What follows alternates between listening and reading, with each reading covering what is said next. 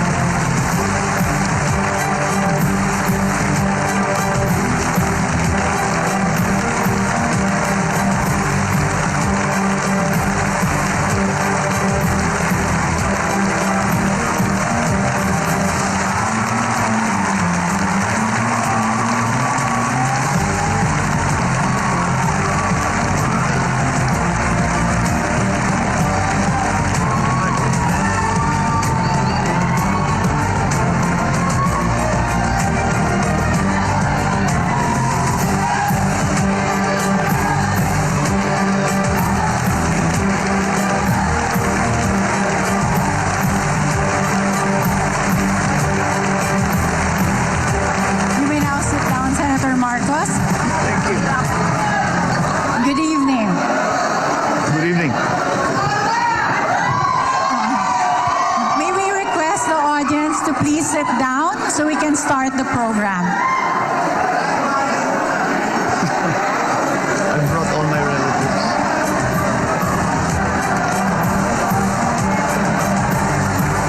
Everyone, can we ask everyone to please sit down so we can start the program?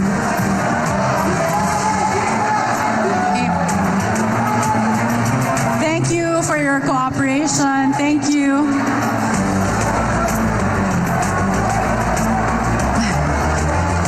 Okay. Senator Marcos, you have the floor, and the panelists will be asking you questions. Thank you.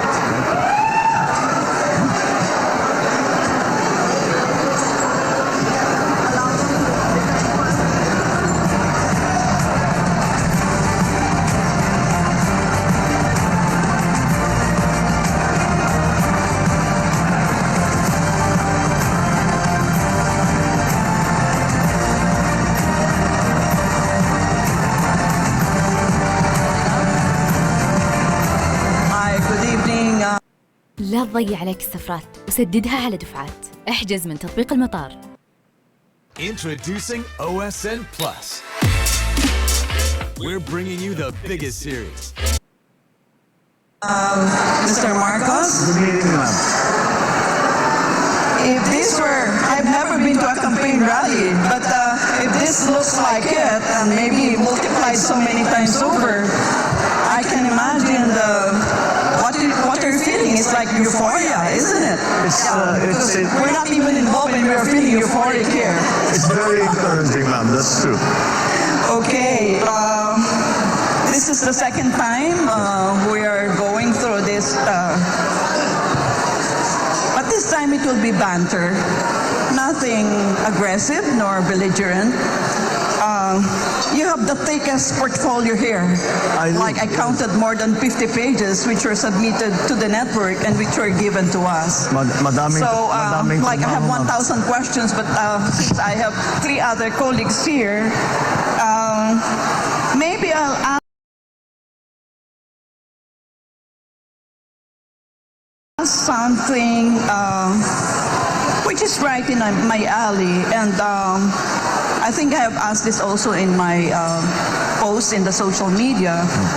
And post-Ukraine, assuming that you have a peace agreement within the next 2 weeks, which is more likely, do you see a new political and economic order, but this time you have other political actors like Moscow, Beijing, and even Tehran? Yes. What's your take on that? There will be a new world order.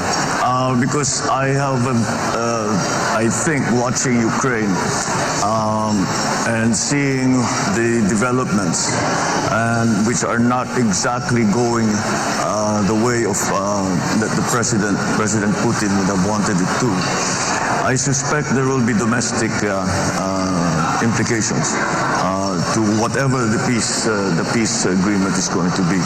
I hope you're right, ma'am, that it will be done in 2 weeks, because we are the entire world is suffering.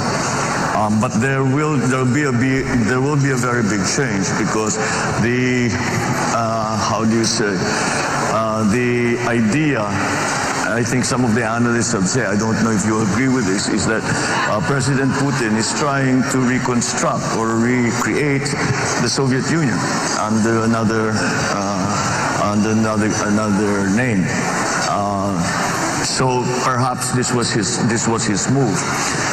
Should he weaken as a political figure in his own country, in Russia, then certainly the policy, that policy of trying to gain territory through whatever means, as he says, because to provide for him a buffer to NATO, whatever the reason might truly be. I think that will have to be re-studied by whoever will be most dominant in Russian domestic politics after Putin. So yes, I believe there will be a new world order, and I think I am certain that Tehran and Beijing are watching very, very closely what will happen to Ukraine. There will be a geopolitical balance of power. It also depends on what the reaction of the EU and the United States will be. I think the United States we can predict fairly accurately.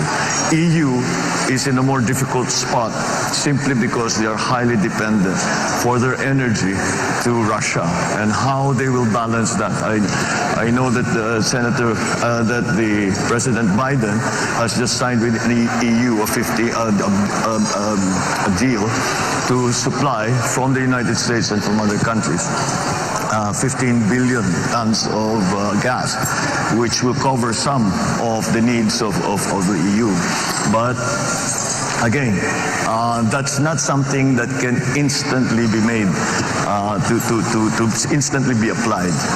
There will be a transition period because it is a very large economic infrastructure that has been developed for Europe to take advantage of the gas supplies out of Russia. These are all terribly large forces, and inevitably it will change them.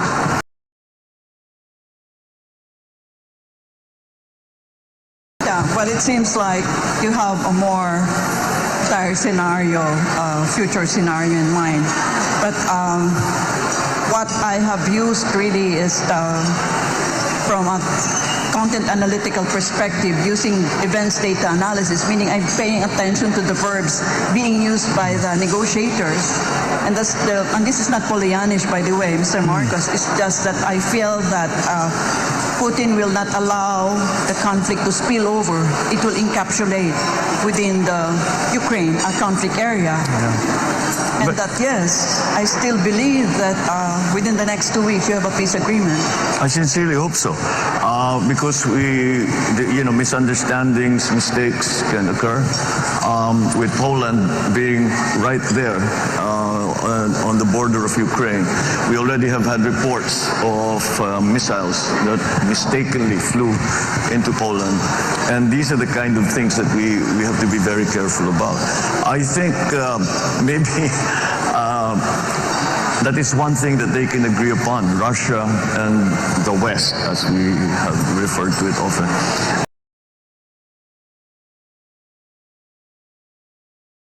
Mr. Marcos, earlier, I don't know if you were around already when I asked questions about the projected state visit of Vladimir Putin here in the Philippines. Because the Duterte administration has only so many more breaths to take before the end of their regime, of their tenure. When you become president, will he honor that invitation that Duterte had given to him? To do a state visit? Not just a visit, a state visit. Well, certainly. Why not? We have diplomatic relations with Moscow. We should continue to honor that agreement that we have with Russia, and we must continue to again cultivate the relationships that are beneficial to the country.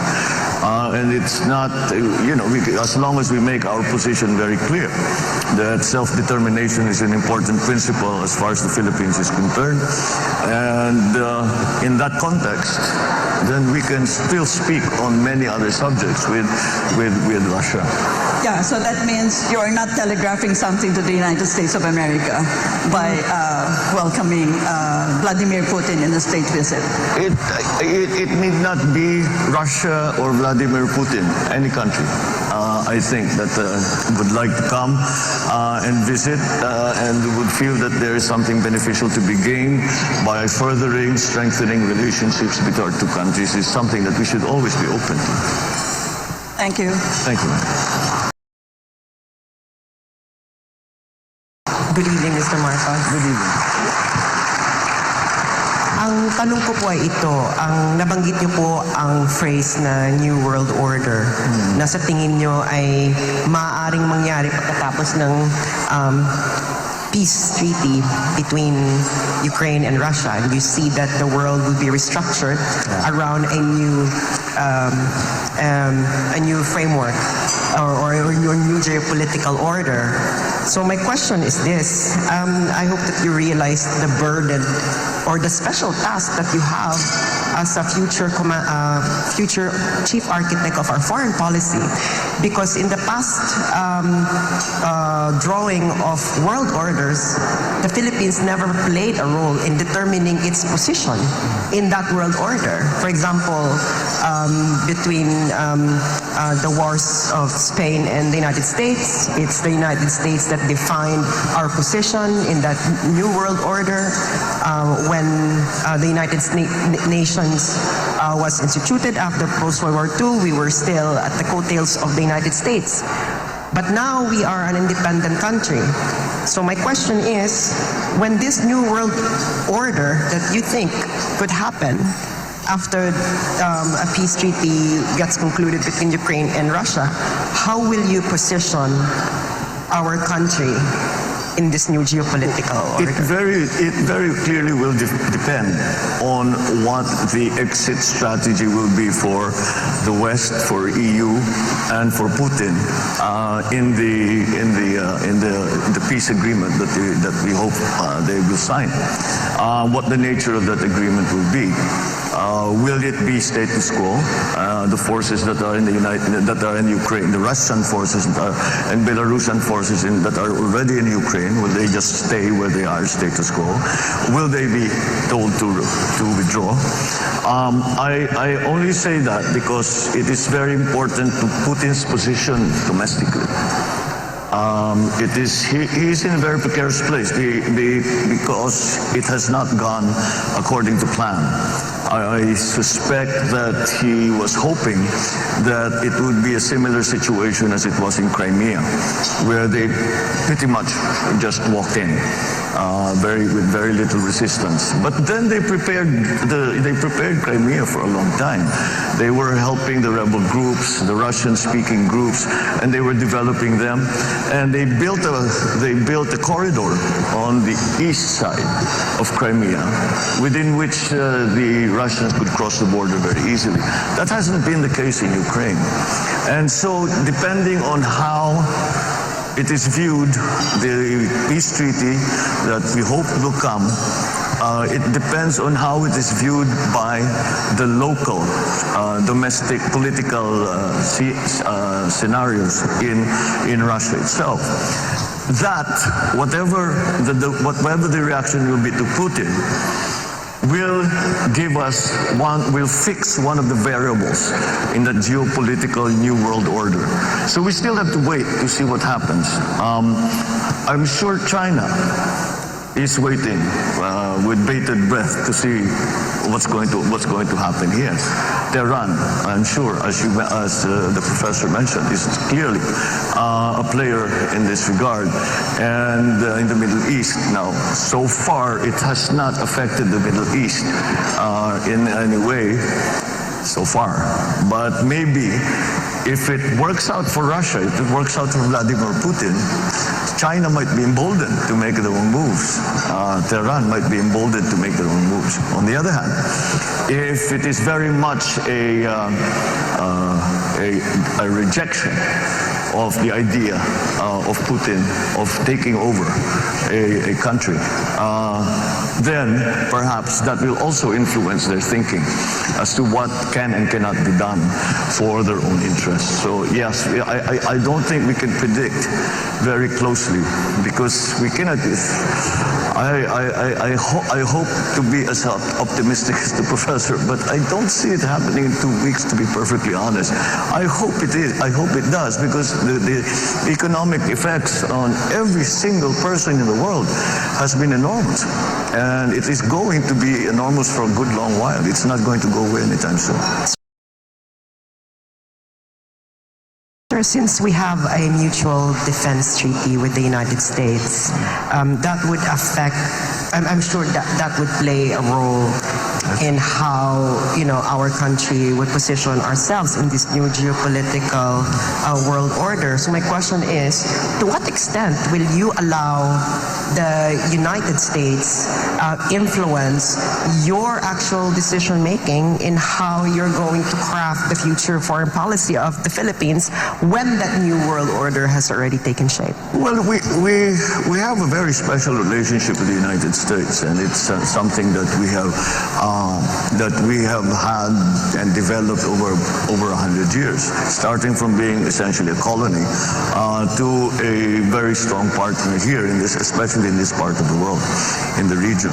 And that, I think, has been a good thing for both countries, both for the United States and for the Philippines. And that I think we can still depend on that. But the scenario that you spoke about, where we historically have always been with the United States, is still, I think, a carryover, a hangover of the Cold War. And we discussed it a little bit the last time. And I don't think the geopolitics of today are the same. And we now have to tread that very fine line to make sure that it's the Philippines, it's the Philippine interests that are the primacy of Philippine interests in anything. Now, in geopolitics, especially, we have another superpower 600 kilometers from our coastline, China. That puts, again, the Philippines in quite a precarious position. We're lucky because we're important geopolitically, even just we're strategically. We are unlucky because we are important geopolitically, and we've become a bit of a hot potato when it comes to that. So we definitely have to consider what is best always for the Philippines. And how do we achieve that? With our existing partnerships, alliances, as they stand now with what will be a new world order. Will it be a very big change? Will it be a small, slight change? Will it be a big change for Russia and a small change for everybody else? There are many moving parts to this thing, and it's not something that is easily definable. But I think once the peace agreement is made, we will study it very, very closely, and we will ask our best experts to determine what is the effect in these other countries. What is the effect to Tehran, to Iran? What's the effect? How does it change their thinking in Beijing? How does it change the thinking in Washington, D.C.? These are the big players. These are the people we have to deal with. So yes, it's not. I wish I could give you a categorical answer, but until we know exactly what that peace treaty will contain, it's very difficult, and to know what will happen after that in Russia. How will the power structure change? Will there be? Will Putin be removed? Will he still maintain his position? All of these things are going to play a part in what it will look like after that peace agreement. Senator, good evening. With this as a backdrop, the discussion with Russia, Ukraine, I was wondering if you can pivot to domestic concerns, particularly your energy policy. Yeah. Because as you said, the conflict is being felt worldwide, and among the things that we are seeing are sky-high fuel prices. But how would you address this? What would be your policies, particularly with energy security, going beyond this issue? In the past week or so, since the war in Ukraine began, I have been espousing a policy of subsidizing all oil imports. Because the idea is that, yes, transport is the first sector that's going to be affected, but everyone will be affected. And therefore, if we are to support everyone, we have to subsidize all oil imports, in my view. However, I have been crunching the numbers. We can't do it. We cannot afford it. It's that simple. So we have to focus now. Maliwanag, yung mga transport group talagang naghihingalo dahil dito sa pagtaas ng presyo ng langis. Pero alam naman natin, pag tumaas ang presyo ng langis, sabay-sabay susunod na yung mga iba. So we have to focus in the sectors that will actually that will mitigate the effects of the oil price rise. Perhaps, well, there still exists the option of perhaps giving a tax holiday on the excise taxes to the oil for the oil imports. However, the pandemic is not over. We do not know what is going to happen next. When each time we thought tapos na, it came back. And I'm sure all of us after Christmas, after the Omicron hit at the end of January, sabi natin siguro baka tapos na ito, baka wala na. But then we hear news now about Korea, about China, about Hong Kong, that they're locking down again.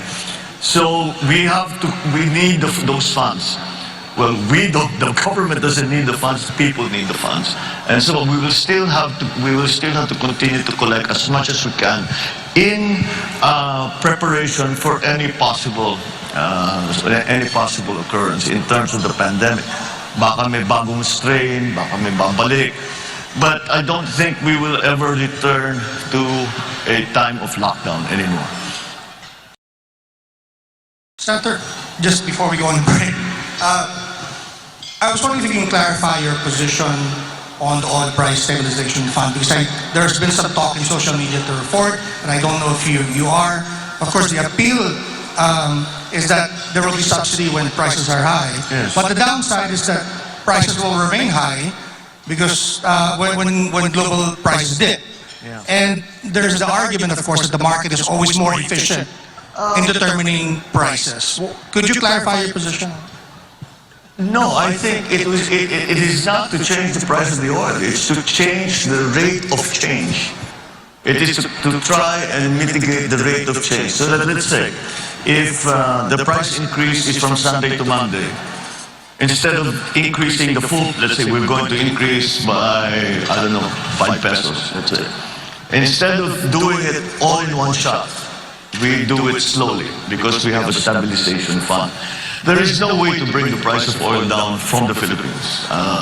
We are at the mercy of the oil producers. We in the Philippines, if I'm not mistaken, are 0.07% of the fossil fuel market, and therefore have very little influence on pricing.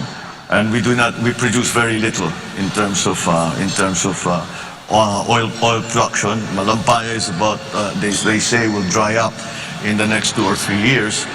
So yes, it is a very, very big problem. But the OPSF that I proposed is really to lessen the impact, and instead of making the impact instantaneous, we will try to make it happen over a longer time to give businessmen, consumers more time to adjust and to plan for the new regime of oil prices and oil products that would come to the Philippines.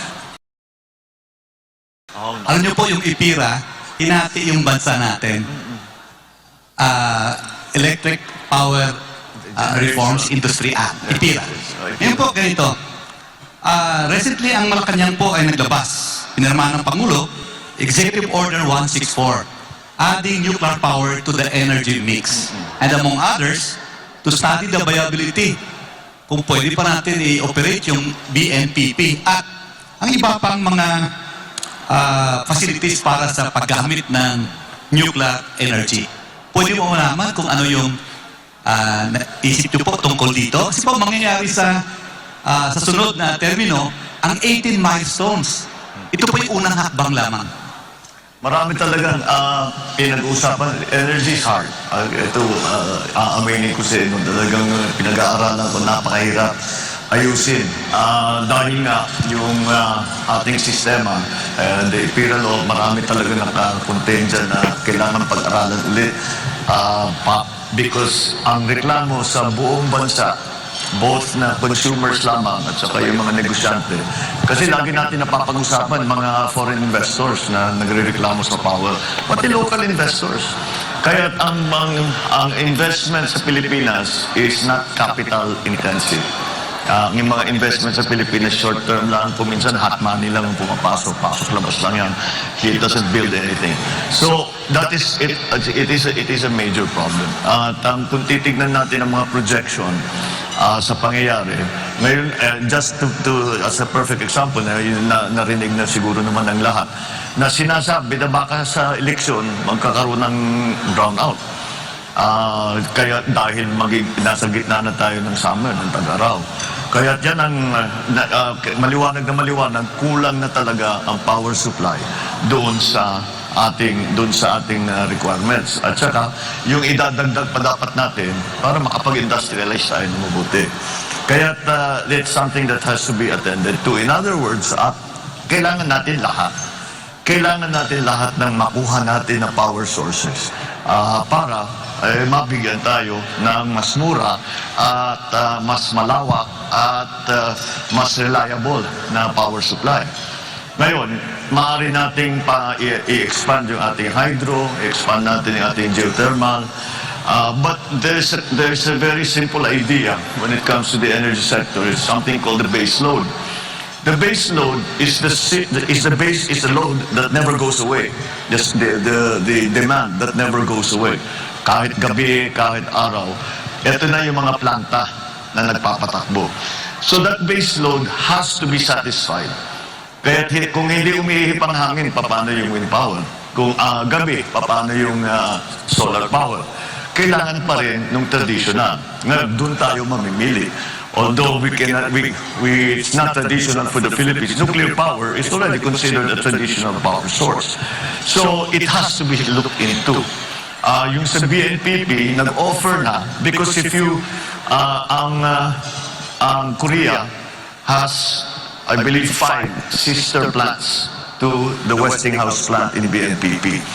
And they have offered I always say it's ironic that the names of their plants are Core 1, Core 2, Core 3, Core 4, Core 5. Pero hindi tayo nagkaroon kahit isa. But they have offered to come with their technical people, and they have offered to come to give us an idea. Pwede pa ba ito?